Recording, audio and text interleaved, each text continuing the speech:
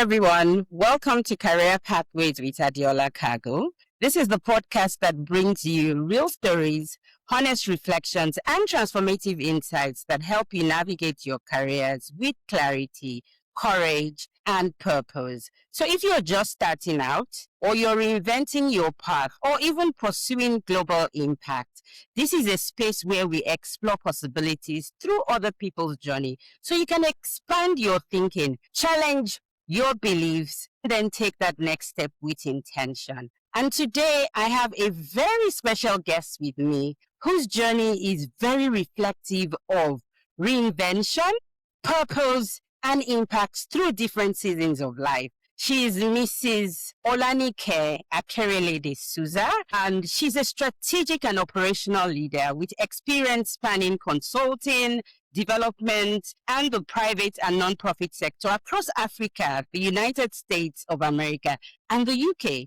She has worked as an executive and advisory level person, helping organizations strengthen strategy, governance, operations, and long-term sustainability. She's the co-founder of Teach for Nigeria and currently leads KBO, where she supports impact-driven organizations and founders in building resilient and mission-driven institutions. So you're welcome, Mrs. D, as she's fondly called. Thank you so much, Adeola. It's good to be here. And I appreciate the invitation. So I'm hoping to share today with you. Thanks. Yeah, it's really a pleasure.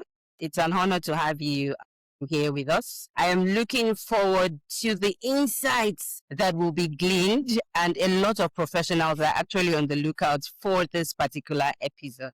So let's dive straight into it. And we'll start with looking at your early career and your foundations. Throughout your career, you've made critical transitions, but you started by studying business and accounting at the American University in Washington, D.C. Then you began your career with Arthur Andersen and KPMG in Nigeria. How did these opportunities come about? And looking back, how much of that success was preparation and how much was timing or luck? Thank you, Adeola. It's a good place to start right from the very beginning. So, yes. So funny enough, I knew very little about accountancy when I started. I mean, you've mentioned that my first degree is in business and accounting. And I actually wanted to study medicine, but I didn't quite get the right A levels. But I was good at maths. And I think my dad just looked at me and said, you know what? You're very analytical. Just get on with it and go and do accountancy. And so I moved from the UK and I moved to the US and I did a degree in business. For me, I guess probably because the American system allows you to blend working and going to uni. It was easier for me. I worked throughout my university. So every holiday, I went out and I got various jobs in business, in accountancy. So I made sure that by the time I was done with the 4 years, I really had a good work experience while I was there. Right. When I finished, when I graduated, I went in and I focused on getting my CPA, which is like this chartered accountancy version of what you would have in Nigeria, which is probably ACA.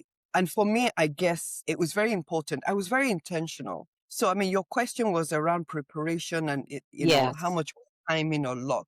I think from my experience, a lot of it was preparation. I knew that when I finished that first degree, I needed to get more experience. So my first goal was obviously to look for work. So I worked for 2 accountancy firms in Washington and Philadelphia. And I made sure that, I was concise. So I was getting the experience and I was getting the certification. So yes, there's luck in the sense that you're lucky enough to get some of these opportunities, but at the same time, there has to be deliberate preparation as well. And I think that that's how I was able to get into Andersen for those years that I worked with them. So it's more like preparation meeting opportunity. And sometimes we find people who get the opportunities but are not even prepared. But in your case, you were prepared and the opportunities came along. Something that also jumps at me, which I usually like to talk about on the podcast, is the thinking or the reasoning behind how people choose their career paths. And what stood out for me was your dad also being part of this, helping to identify some of your areas of strength. So he kind of highlighted to you that analytical side of you, and that it's usually good to have people like that who help us see our strengths, because sometimes we don't even do that. So thanks a lot for that. So we get straight into the second question. You've been really blessed to work in elite firms, Andersons and the KPMGs, especially, during the start of your career. But there are a lot of people who don't have this kind of access. Are there alternative paths that you see that can still help them build strong professional foundations? I mean, certainly, I think the landscape for employment and also entrepreneurship has really changed a lot. Mm. I mean, when we're looking back at my time, I mean, we're talking many years back, a lot of people were very focused on, we've got to work with the big boys, the big companies, the big four, and the big names, right?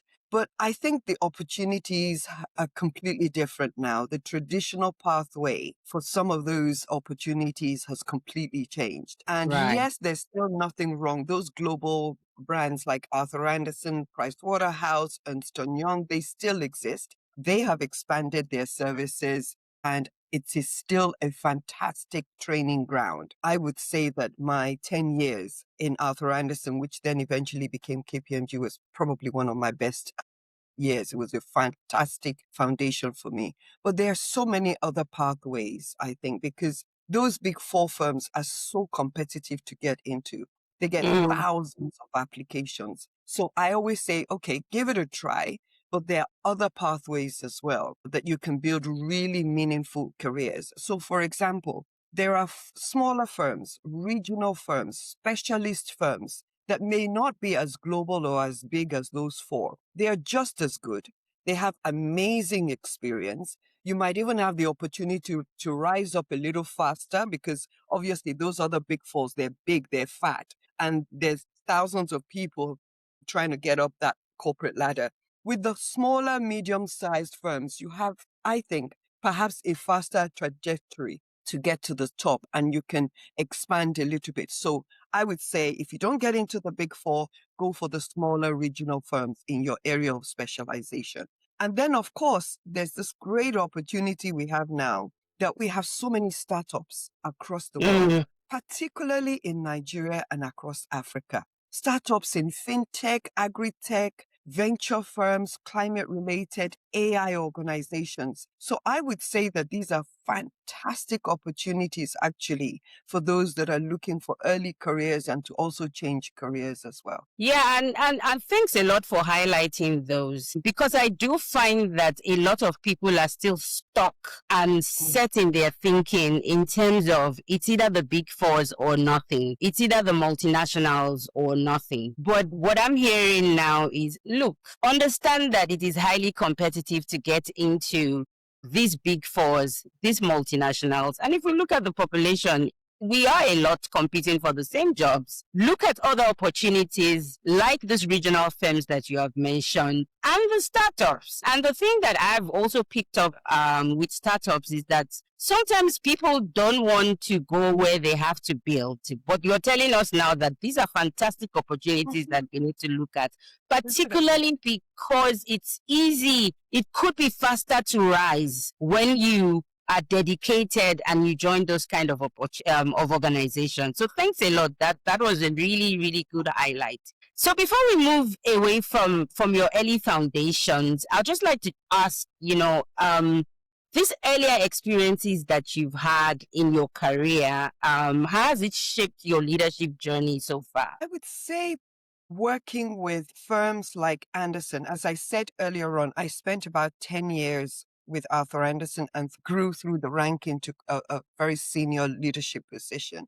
And also because I'd worked in other accounting firms in the US. What those firms allow you to do is that you build leadership from a very young age. And so you lead teams, you lead projects.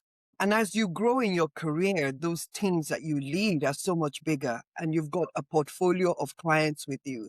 So leadership is ingrained in you from a very early stage of your career. And also I just found those environments, high standards, discipline, focus on performance. They were intense though, I must Yeah. confess, because they're so hard to get into, and those environments, the clients can be quite demanding and it's kind of intense, but it's an environment that really builds on those leadership values like transparency, accountability, integrity, stewardship, and Mm. also the spirit of excellence. And I think for me personally, those values aligned with my own values. And I found that was really a major part of what has helped me through the years, essentially, those foundational years. I would say my first probably 15 years of my career really laid the foundation. And in those organizations, particularly whilst I was in Anderson and KPMG, we had a culture of service. And what that meant is that not only were you serving clients with your spirit of excellence, we were also asked to make time to go out and volunteer our time and our resources and our skills for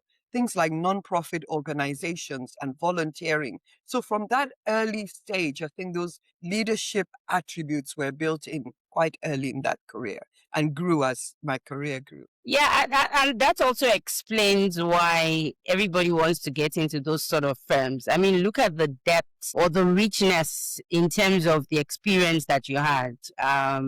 Having the opportunity to lead teams very early in your career, working on fantastic projects, that help you develop capabilities that you probably wouldn't have developed if you didn't have those opportunities. So yeah, it's nice to know that those early years really shaped you, and you continue to use the skills that you acquired throughout that time, even up until today.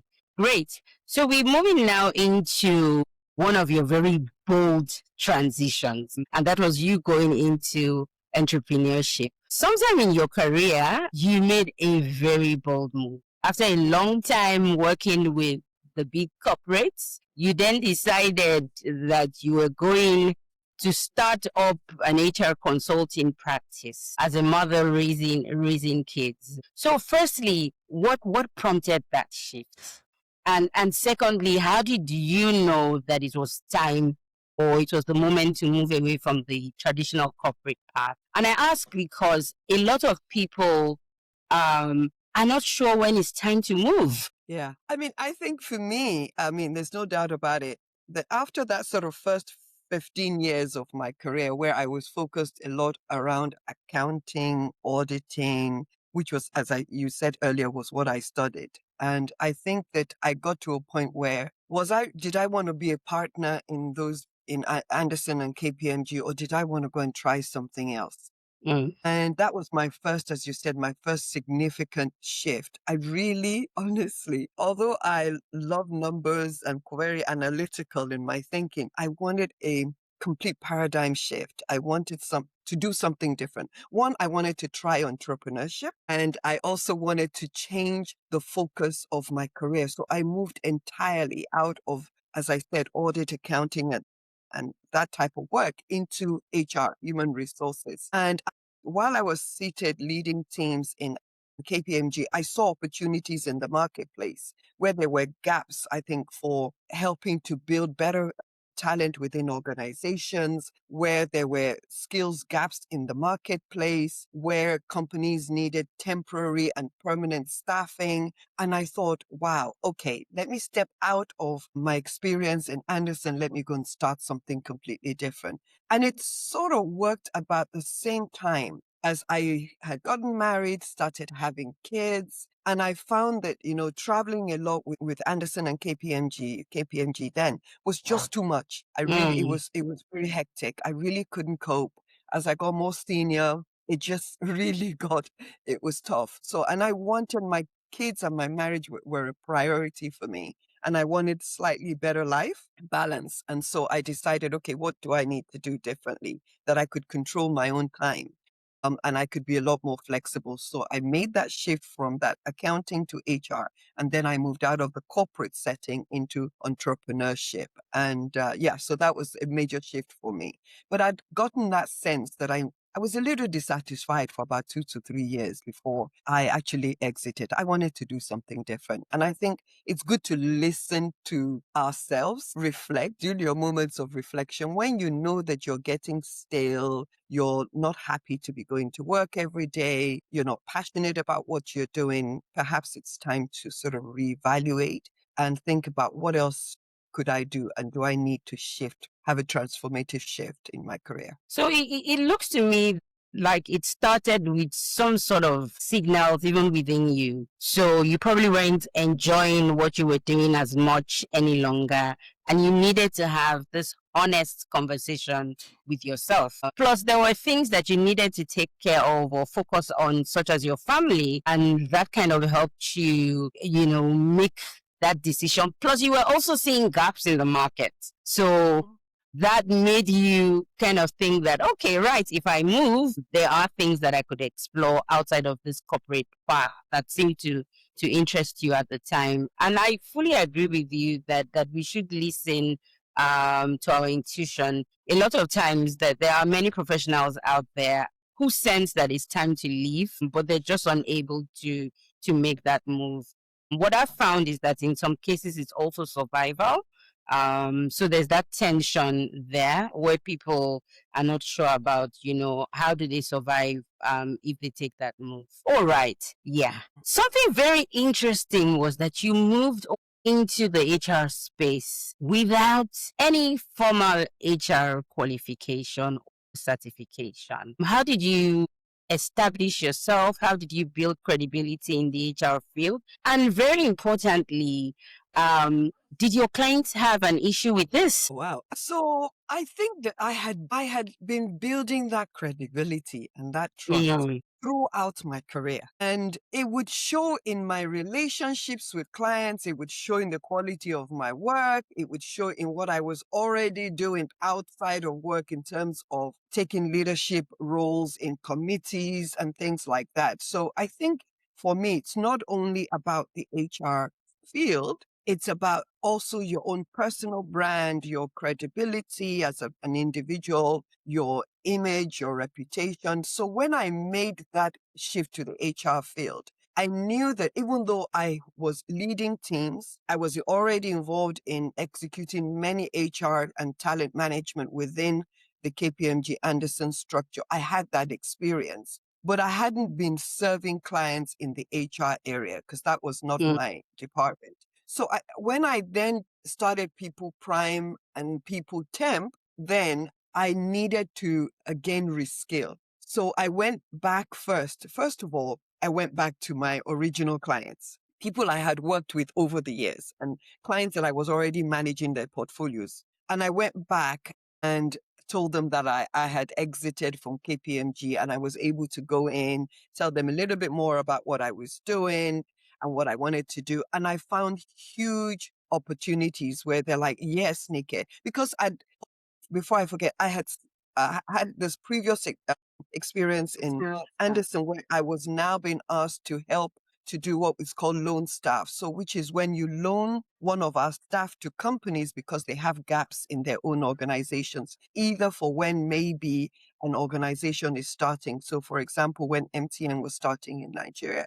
So I saw huge opportunities there and I was able to go back to some of those clients and provide them with permanent and short-term staffing during those periods when people were starting out in Nigeria, particularly in the finance and the telecom sector. So clients knew my work already, but I didn't just stay on that. I went back to LBS, Lagos Business School. I did the OMP, which is the Owner Manager Program. I took on several HR courses. I focused my first 2 years of starting my business. I focused on really a lot of personal development and upgrading my skills. So I would say if you're moving and you're shifting, make sure that you don't just assume that you know everything. You've got to go and reskill again because you've got to be a technical expert as well. So fantastic. So the opportunities, you actually started doing some HR work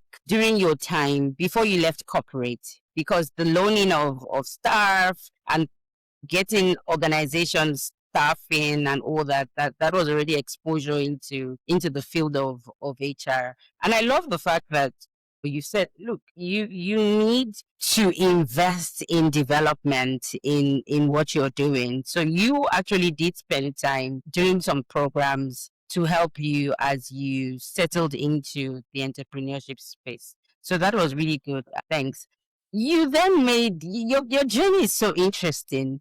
You then made another bold move into the social impact space. So how did you begin to get involved in the social impact sector? What was that thing that you observed that made you feel that something needed to change? I thought everything was going well with People Prime and the work that you were doing at the time. Yeah, it's interesting. So I'm one of those individuals where I'm always looking out for opportunities. So I think Yeah. when I was doing a lot of the work I was doing with one of the service lines in People Prime, apart from executive recruitment, etc., was what we call the graduate recruitment service for clients, large institutions, multinationals, etc., who were looking for young graduates and were recruiting in volumes into their sort of early career programs. And we would do a lot of interviews and adverts, and we would get thousands and thousands. And as I was doing these interviews for the few that I did, of course, my team did most of the work, I just really saw huge gaps in the skills of a lot of our young people coming out of tertiary institutions. And I felt also increasingly that there were inequity in terms of structural inequities in for those who particularly were coming from disadvantaged communities. Maybe Right. those that their social economic background is not the same. They're coming from rural backgrounds, etc. And I really started to feel that, wow, what could I do to contribute a little bit more to Nigeria's human capital development? And I wanted to begin to really take the opportunity to study what was happening at the university level. I then went to primary and secondary level. And the more kind of like I unraveled in this orange, and I got deeper into this, I got more passionate about what was happening in the education system. I was passionate about the quality of the education that was coming through, because you may have the demand side where there are companies looking for skilled labor to build their workforce. But there's the supply side, which are the people, the human capital that's going to do that. And if they're not skilled, then, that's not going to work. That's why you have that sort of gap in the marketplace. So for me, it was about, okay, so what's going on in Nigeria? I started joining education committees. I started doing a bit of volunteering work for the Nigerian Economics Summit, because they're a policy research organization and they have a human capital committee. The more that I did, the more passionate I got. And I thought, no, and for me, I'm quite passionate.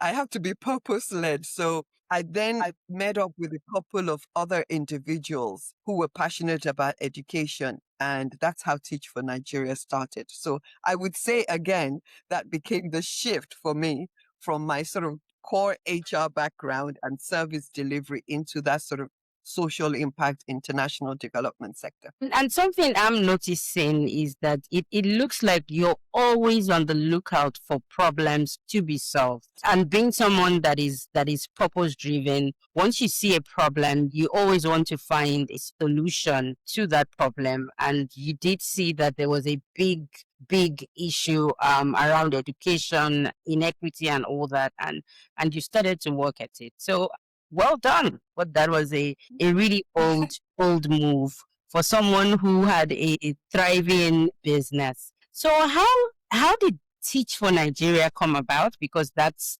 the organization, the social impact organization that you co-founded. How did it come about? What did you learn from the experience of building it, especially being an organization that is focused on transformation and not for profit that you were used to? Yeah. And I think, as I said to you earlier on, when I was doing a lot of work at the NASG, and I started meeting a lot more education champions, individuals across Nigeria who really wanted to deal with this issue of the poor education outcomes we were having. We agreed, a few of us, that we wanted to focus particularly because the education system has so many gaps. If it's not access, it's quality, it's equity, it's a whole bunch of things. We wanted to focus on the issue of quality, the learning outcomes, the quality of education that our children were getting and young people. And we also decided that, based on research, there's clear correlation between the learning outcomes and the quality of the teacher, the quality of teaching that you get in the classroom. So we decided, a few of us, that we wanted to narrow down in this area to support Nigeria.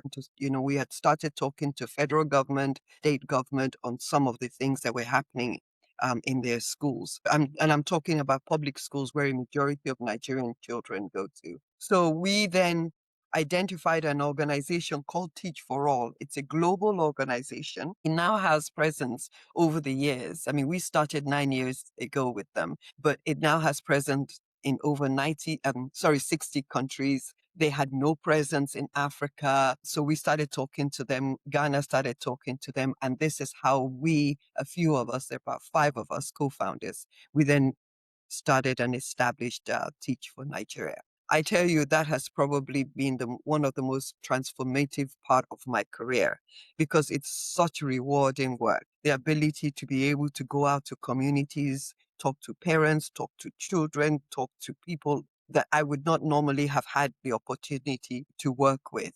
But starting a nonprofit is not easy. It's not easy Yeah. at all.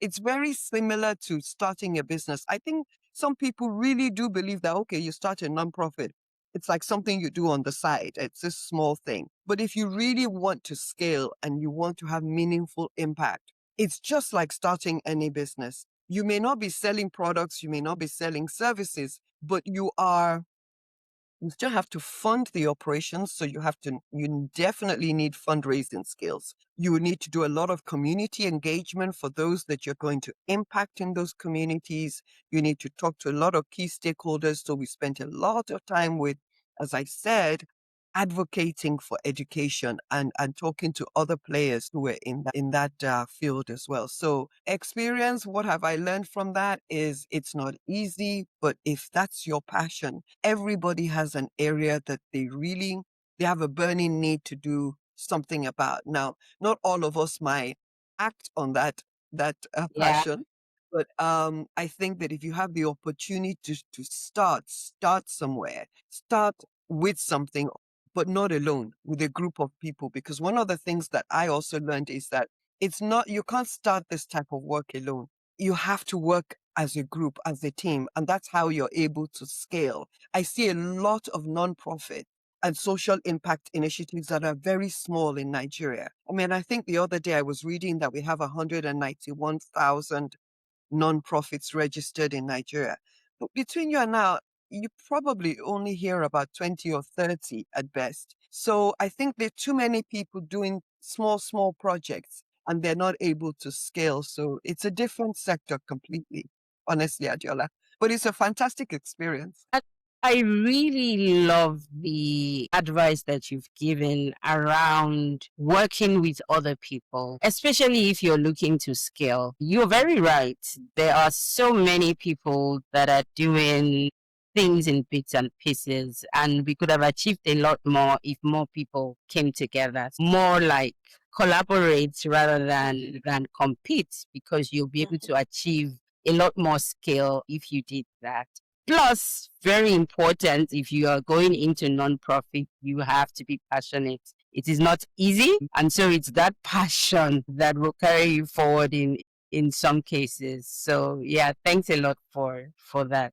And that leads me to our next question on purpose. Even from your demeanor as you reflect on the work that you did or that you're still doing at Teach for Nigeria, it's obvious that it's something that you were really passionate about. And yet there's so many people who spend the whole of their life, just searching for what their life purpose should be or what their life's work should be. So how did your own sense of purpose, how did it evolve over time?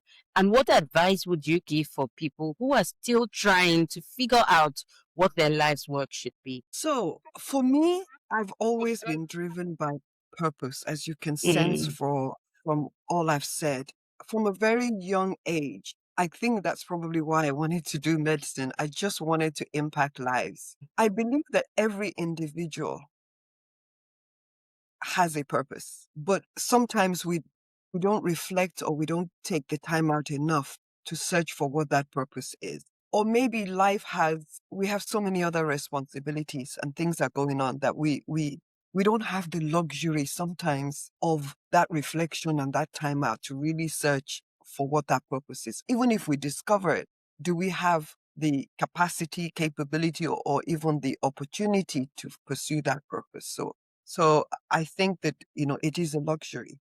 I have always, as I said earlier, always felt that I needed to impact, have a positive change in wherever it was that I worked. And the work that I was doing in audit firms in the earlier career of my life, I had exposure to nonprofits, the charity sector.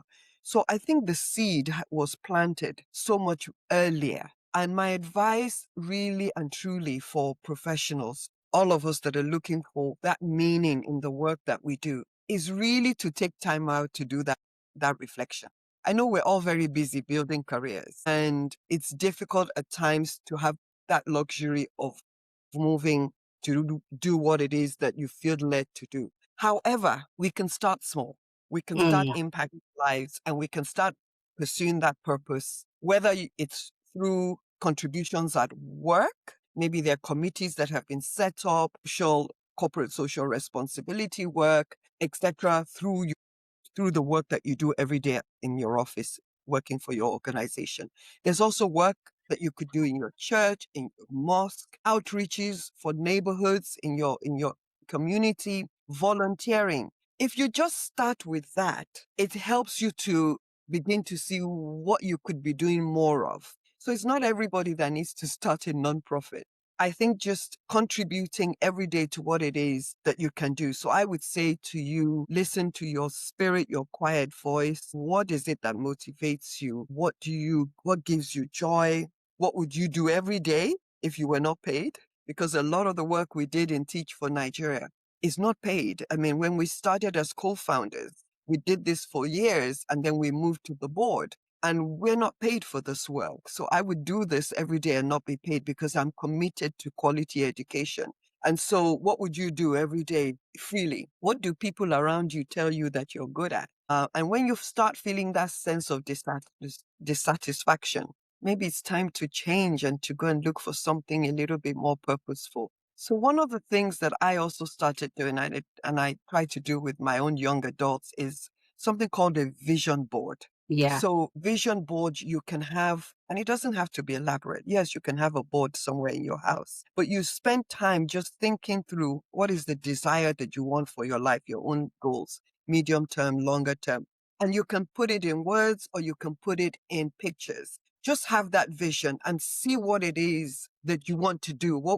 For example, what would your older self like to be doing? And I think these are the things that kind of help us to sort of start shifting towards what that is, because you don't want to wake up later on in your career when the kids have all left and, and all of that. And you're like, what am I doing here? What's happening here? So I think that we need to sort of spend time to listen to that quiet voice a little bit more. Yeah, and that's a very important point. You don't want to wake up one day and, sort of almost start regretting that you haven't done some things that you should have done. So what I'm taking away is it's very important to take time to reflect. It's very busy, especially in this part of the world. A lot of people are just trying to survive, just get through the work that they do on a daily basis. But it's important to find time to do that reflection around what you would love to be doing in the future, what you would love to be doing that will give you meaning and that sense of purpose. Plus, it doesn't have to be big. Even in the work that you're doing, you could start small, contributing to causes that make you happy, causes that uplift the society, and things like that. So thanks a lot for all the pointers that you've given. Now, another reinvention in your journey again, this time a big one, because at 50 plus, you decided to go back to school for a master's degree in educational planning, economics, and international development. Wow, at 50 plus. So, what motivated you to go back to school at that stage of life? And how was that experience? Adeola, you're revealing my age here. But yes, I would call them the latter years of our careers, but you're right. So you're right, 30 years later. And I think for me, as I said, every time I shift into a new sector, a new line of work that is pulling me in a direction. So as I said earlier on, because of the work I'd started doing in the social impact space, I then realized that, yes, I was doing it laterally, and maybe all my years in the prior part of my career was all contributing to this because they're all sort of foundational and they build on each other. I did find that I also wanted to do something that would deepen my skills again. So again, I go back to the word reskilling and upskilling. So every time I've made this shift, I've made sure that I've not gone into those areas just assuming that I know what is happening there, or because it's coming naturally to me, or I see opportunities. I think for me personally, I believe that you need to have depth. You need to have Mm, the technical skills. You need to have the know-how. And so for me, doing a master's degree that I had wanted to do for years was so important. And I think my primary motivation was not only the fact that I was shifting careers, my children who were now young adults going through university and coming out of uni were saying to me, you've been telling us for years as we were growing up about how you don't, between your career balancing, raising us and all of these things and mm, marriage and stuff, that you never, you keep saying you want to go and do a master's degree. But I'm glad I waited because I needed to be sure what I wanted to study. And so I did go into UCL here in the UK to study educational planning, economics, and international development, which totally supported the field of work that I was involved in. So I wanted to understand what was happening more globally, not just in Nigeria, not just in Africa, but globally in this sector. And that year was just amazing. I spent a lot of time with students from across the world who were doing work in this sector. So we were able to engage ourselves. We were able to learn from each other. And yeah, experience, it was amazing. Very challenging at your later years to be going back to uni, writing research papers and working in teams and all that. But yeah, gosh, it was amazing, truly amazing. wow, fantastic. And it's good to know that you didn't just go back to school because you just wanted to acquire a certification or a qualification. You went back because it supported the field of work that you were now in, and you needed that technical expertise. And it didn't matter the age to you at that point in time. You needed the skills. You had to go and get it regardless of your age. And funny enough, you found it to be a very, very interesting and amazing journey. So, yeah, for those who are in their is thinking that it is not possible, it is possible to still go back to school. It is possible to Yeah. go back there, get the qualification that you need, and reinvent your career path. So thanks a lot for that. So this experience that you had, especially around going back to school at that stage of your life, what did it teach you about reinvention and the idea that careers can evolve even at the later stages of life? Because there are a number of people who are stuck and don't believe that it is possible for their careers to evolve because they're older. We can do anything we put our minds to. Absolutely. Absolutely. We have to be self-motivated, and that can Mhm. be tough at times. It really can be. Personally, one, I'm a very positive person.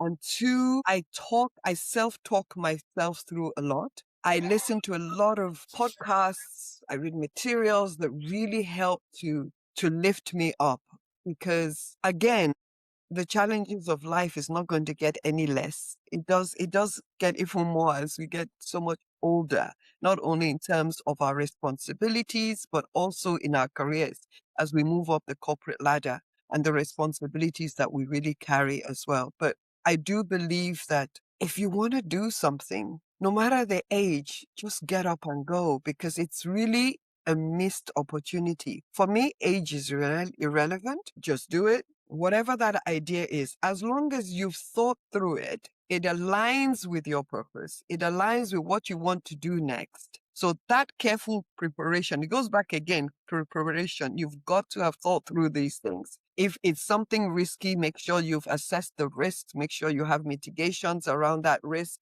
But if it's something you still want to do, I would really say go for it. And even if that means that there are careers, positions within your organization or outside your organization, I think sometimes we women at times see opportunities, but maybe, they say that, men, even if they have 20% of the requirements for a job, they still We apply. just But go for women it. almost have 100% before they apply. No, just like take a deep breath. I just go. If you've got 40%, apply. Just go for it, because if you don't grab that opportunity, to be honest, you only have yourself to blame a few years later. So yeah, I'm quite driven. So I like to move forward. So I would advise that, yes, please, no matter what stage of life we're in, if you want to do it, you've always wanted to do that thing, I would say go for it. I've gained so much from this particular question. So basically, for you, age is nothing but a number, and we shouldn't allow our age to get in the way of our progress. The challenges are there. I really love the fact that you acknowledge that it's not easy at that stage of life. The challenges are there. It's not going to get easier. So you have to get up and do what you have to do. And you had your strategies that helped you, your self talk, always being positive, the kind of materials that you read, or that you still read, and those are the things that help you with your drive. So age is irrelevant. If there's anything that you want to do, just get up and get it done. Thanks a lot for that. Okay, so we're getting now into the aspect of your work around governance and advisory. You serve on nonprofit boards, and you recently founded Dressler KBO Consulting, which is another social impact advisory firm focused on strengthening governance, strategy, and operational capacity for impact-driven organizations. What inspired the creation of KBO? I'd just come out of a role here in the UK where I was the chief operating officer of a policy research institute. Also in the field that I had gone and done my master's, social impact, international development. And I had made a decision that I didn't want to work full time anymore for any employer. So you can see me coming in out of employment, entrepreneurship.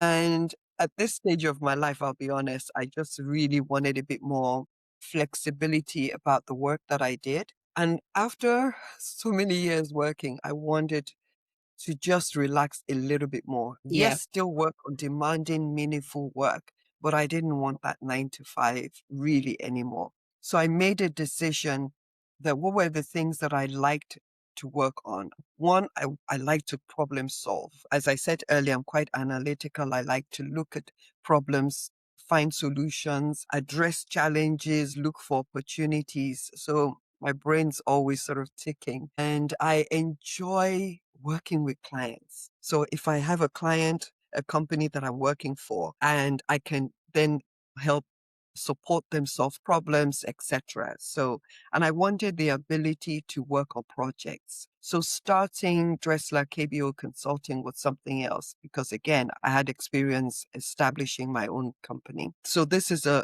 boutique social impact advisory firm. So I work with impact-driven organizations, which would be nonprofit social enterprises and impact venture firms as well, looking very much around again, not organizations that are primarily for profit, but again in the sector of development and impact. So that transition for me was good. I enjoy, as I said, going back and supporting organizations to strengthen their institution, their systems and their processes, and also talent management, their HR systems, their governance, risk management. So a lot of the stuff that I had just spent, almost 30 years doing.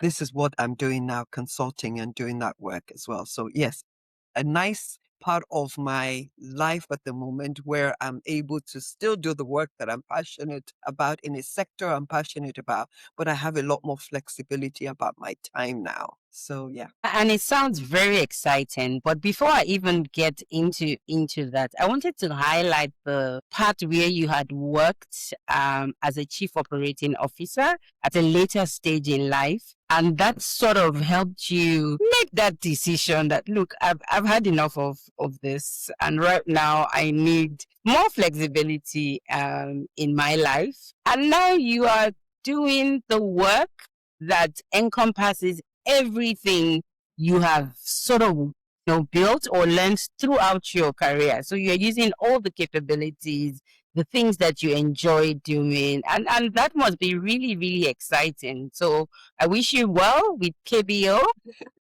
All right. So we're now getting into another segment, which is around your family, self care, and longevity. And this particular aspect is very, very dear or close to my heart because I'm currently studying along the lines of self care and how it makes us more effective leaders. So you've built a long and impactful career whilst you are also raising a family. How have you managed the balance between your family responsibilities and your professional life across the different seasons of your life? Well, I can tell you that work-life balance, Adeola, has always been an issue throughout my career. I have Mm, really struggled with, even from as I said earlier on, the demands of working with firms like those accounting firms and the Andersons, the KPMGs, and even entrepreneurship. I must say, I totally underestimated. I thought that if I started People Prime, People Tem, I could sort of, as an entrepreneur, manage that around my young family, my growing family. But I underestimated entrepreneurship. It is so demanding to establish a wow. company, to hire staff, to build infrastructure, to do business development. Because in the beginning, first 5 years, you're the accountant, you're the HR manager, you're this and that until you build a firm. And I ran that company before I sold it, the two companies, for about 18 years. And so Wow. as you're growing and scaling, it's always demanding. So did I get it right throughout my career? No. I think my kids will tell you differently. But yeah, there were many sacrifices I think that I had to make during that period. But for me, I had a lot of domestic support. So I Mm, surrounded myself with my extended family and similar people that had kids around the same age, and we all grew over the years together. And I still rely on family and friends as that support with family responsibilities as well. And also, as I said, I've always wrapped various aspects of my career around the stages and the life of my children, which are my priority, and my marriage and my home and things like that. Because those type of things they're important to me. And so I built flexibility around that. But I did make, even though I've said, okay, all the stages of my career appear successful and good, and I was able to do this, it hasn't been easy.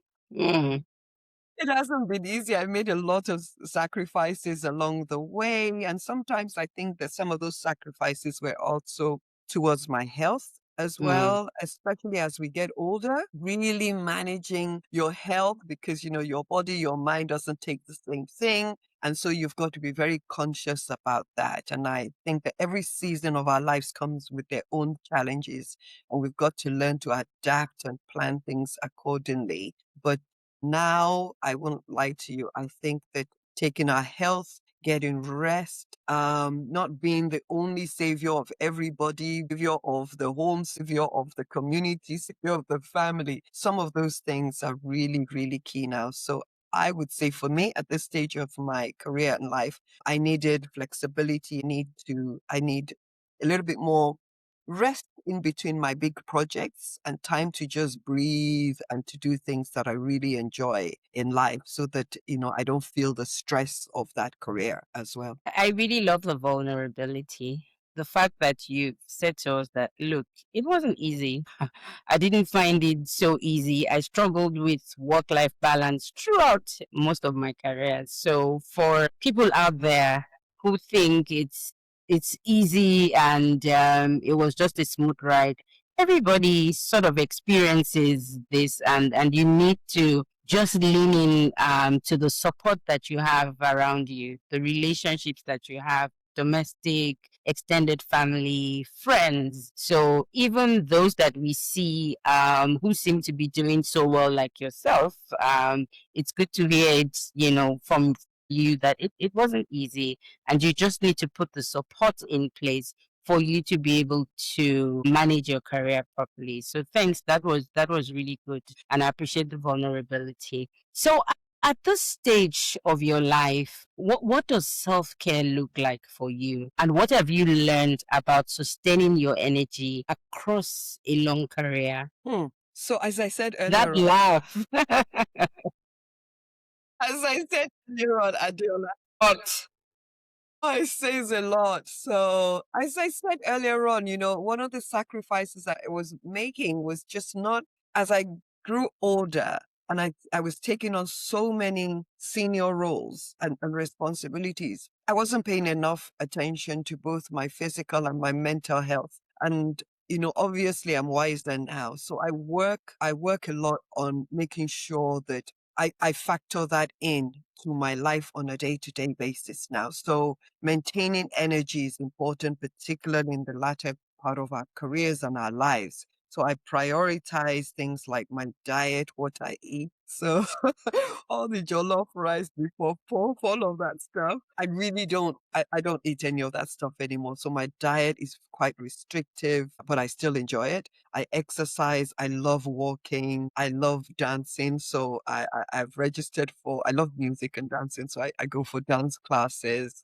So it gives me time to sort of switch off from just all the responsibilities and all the issues. I love going to theater. I do fun things that help me have a better balance now. And as I said earlier on, I also like greenery. I like plants. So, I'm one of those that on a nice sunny day, I can go out, start planting, and I can go for walks. And it's the little things that I think that really help a lot. And as I said earlier on, you know, um, I'm a very positive person. I'm quite resilient. So I'm always motivating myself. So when I'm having a really tough day, I can sort of switch off, go for a walk, listen to music, talk myself through things, and come back quite rejuvenated. So I think that for energy, take those breaks, take those holidays, be conscious of your health. And yeah, because it is quite tough sustaining that energy as you get older.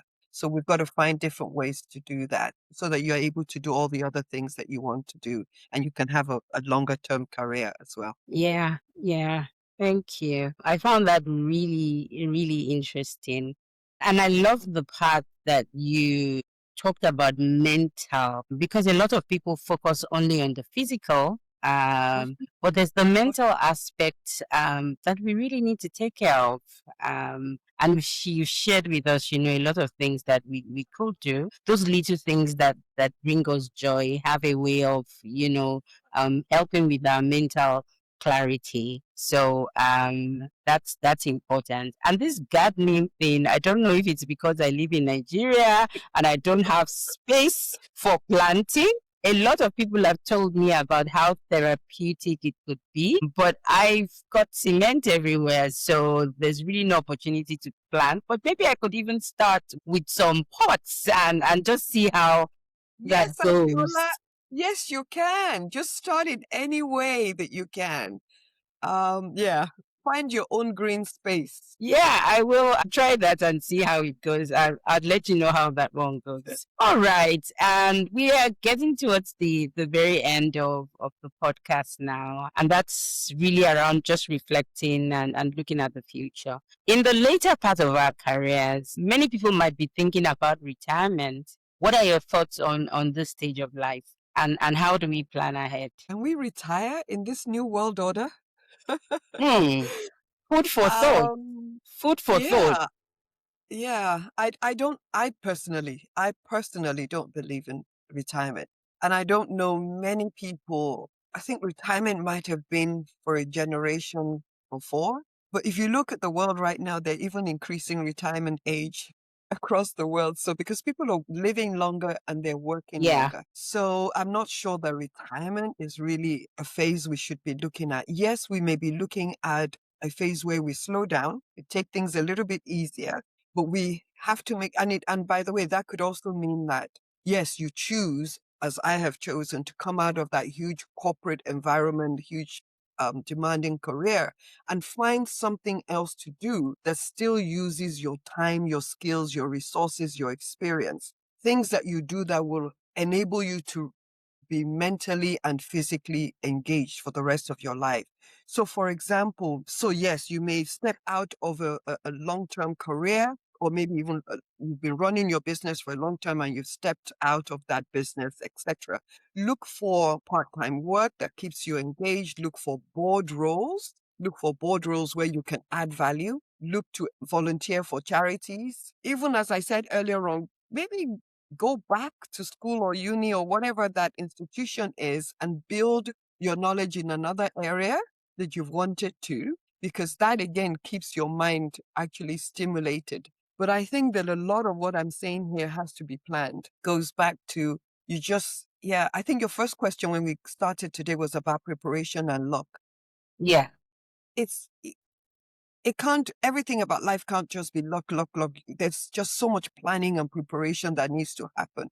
So this stage of our lives, the last stage of our career, is going to happen. So it's important that we plan ahead, and that, what the question I ask myself all the time is, what legacy do I want to leave behind? And so I think that this then is part of my legacy phase for the rest of my life. So I don't see it as retirement. I just think that it's a legacy phase where I'm doing something different. So yeah, retirement is not a word I'm quite comfortable with, to be honest. And I just want to probe that a bit. You had spoken about the new world order. Of course, you said that people are living longer, so you want to be working for even a longer time because you can actually work. But are there other things, possibly even finance, that would makes people need to work even longer now? So, Adeola, that's why I was saying earlier on that it's all about preparation and planning. And I have many friends and colleagues that I see at the latter part of their careers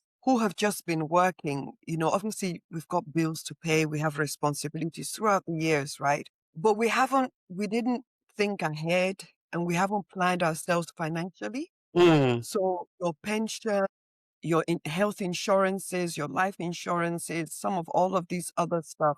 And even, some of us abroad, the mortgages, all the stuff that comes with just, even at home as well, the mortgages have, renting versus owning, and all the sort of financial responsibilities that we have in the latter part of our lives. You don't want to be waking up at 50, 55, 60, 65, hustling. Mm. The new world order, there is a younger generation, things are different, the ways of working is different. You want to have made sure that you've used your sort of these 40s and your 50s quite wisely, so that, when you move into your 60s and 70s, you are not financially dependent on perhaps your children, perhaps on other people to sort of sustain you. You've got to plan things ahead, because it's not a nice place to be, where you should now be sort of benefiting from the fruits of all your hard work and labor, and then you're still at those later years now hustling because of the lack of preparation and the planning that should have occurred before that. And that also includes things like health insurance. I know we can talk Mm. about this for another day. Things like health insurance, life insurance. Everybody knows that as you get much older, you'll tend to have one issue or the other, right?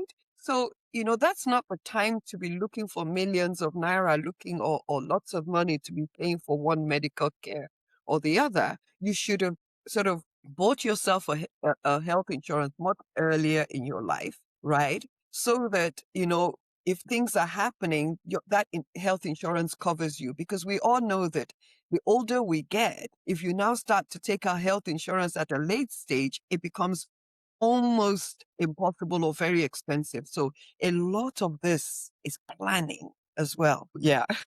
Yeah, That's as far another as I session for know, another day, Adeola. as far as I know, in Nigeria, if you're 70 years old, you don't even get a health insurance plan. I don't think the system supports that. And you're right. As opposed to even thinking about retirement, professionals need to start planning their future from now because the responsibilities are and there are many things that you still need to do financially. So it is important to start thinking about it from today. And for you, you're not even thinking about retirement. I love that part that look, it's not about retirement. I can slow down so that I can manage my energy and all that, but I'm not even thinking about retirement. So thanks a lot for that. And we are coming to the very end. Last question that I have for you today. So, if you look back across your journey, which, by the way, has been an amazing journey from accounting to entrepreneurship, social impact, and international development, what thread do you see that connects all these chapters of your life? For me, I would say it's been a life of purpose and service. So you hear me say throughout this discussion around purpose and service. So serving clients, serving communities, serving people, that for me has been a thread from day one. I've always had that sense of serving, whether it's at work, in my charity work, whatever it is. And as I said, I am driven by purpose. I need to have a meaning behind what I do. I also have, I think across my whole journey has been that spirit of excellence in anything that I do or wherever it is that I find myself. That spirit of excellence is very important to me. It's one of those core values because I think that people need to, when they see you, they need to know you for something. And I like to believe that excellence is probably one of those things. I do things and I do them well, which is why if you go back to, a lot of the things we talked about today, it's about reskilling, upskilling, making sure I know my stuff well, in every shift that I've made. I would say caring for others and fighting for equity. Even when I was working inside the firms that I was working with, I was always fighting for equity for one thing or the other. And increasingly for me, it's been a burden of just the inequities that we find in our communities, the rich versus the poor, the rural versus the urban areas, that whole inequity and, the poverty and things that are happening globally and also in Nigeria, those type of things have always also been, throughout my career. And which is why I've ended up now, if we look from starting as an accountant in the accounting profession and where I am now, it's all built around so many of these things. And finally, I would say probably my all my transitions have been done so that I actually not only purpose, but that I do things that give me joy and the things that give me meaning. Because unfortunately, I find that we only, in this life, truthfully, we only live once. So you might as well do things that are meaningful to you.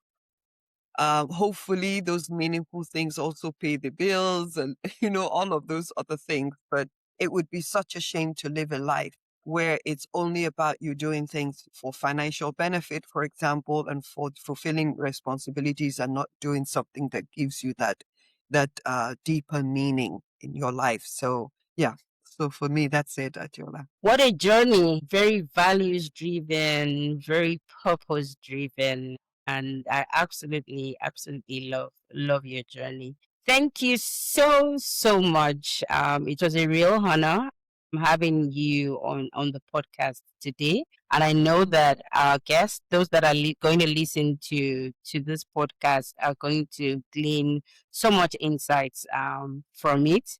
So thank you so much. And to those out there listening, if you have learned anything valuable from this podcast, please like, share, subscribe, and send it to somebody who needs to hear this at this point in their lives. So thank you so much.